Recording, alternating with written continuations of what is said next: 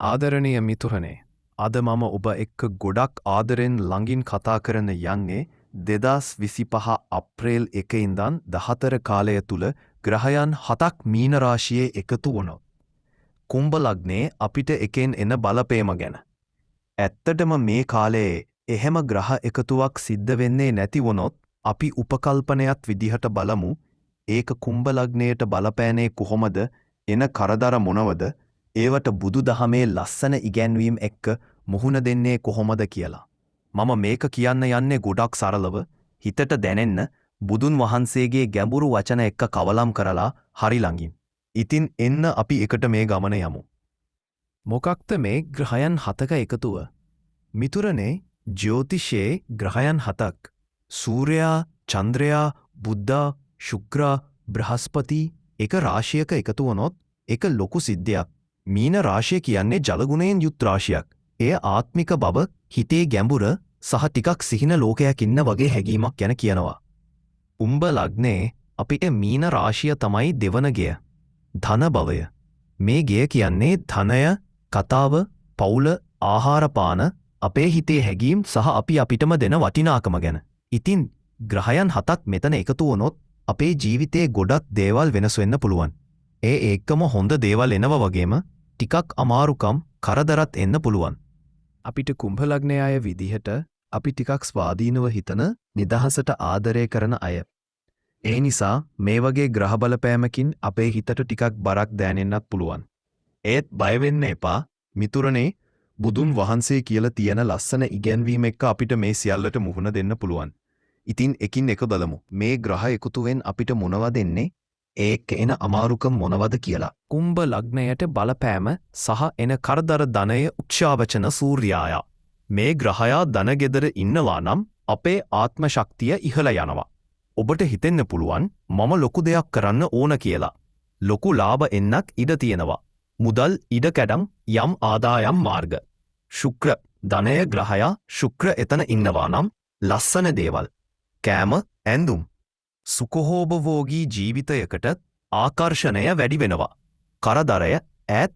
මිතුරනේ, මේකෙන් එක පැත්තකින් ලාභ ලැබුණත් අනිත් පැත්තෙන් වියදමත් ඒ තරමටම වැඩි වෙනවා. මට මේක ගන්න ඕන, ඒකත් ගන්න ඕන කියලා හිතෙන්න.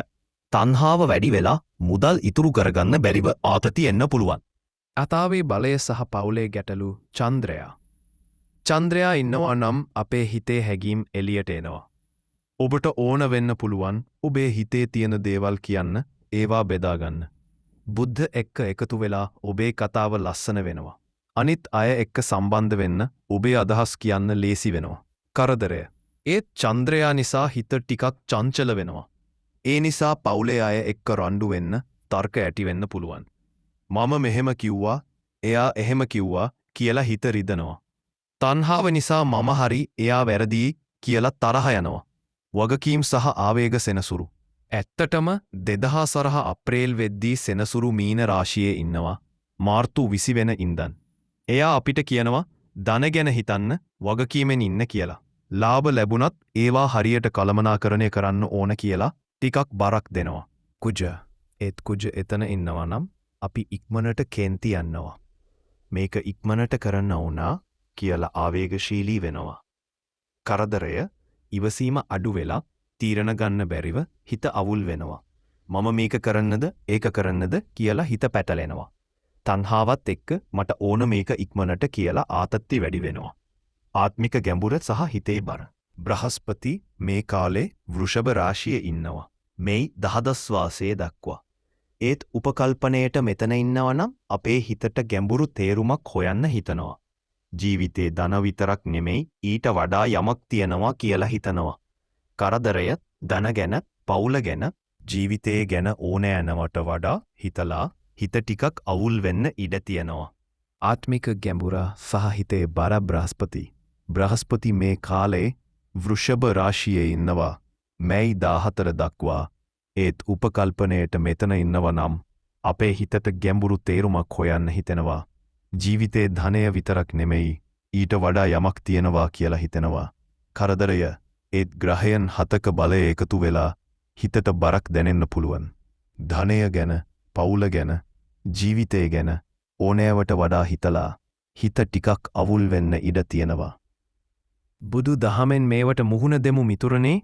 බුදුන් වහන්සේ කියලා තියෙනවා ජීවිතයේ සතුට කියන්නේ දෙයක්. කායික සතුට සහ මානසික සතුට. කායික සතුට කියන්නේ ලස්සනට ඉන්න හොඳට කන්න සැපවත් වෙන්න. ඒත් මානසික සතුට කියන්නේ හිත සංසුන්ව තියෙන එක, තණ්හාවෙන් එහාට ගිහින් ඇත්ත තේරුම් ගන්න එක. ඒ තණ්හාව තමයි මේ සතුටට බාධාව.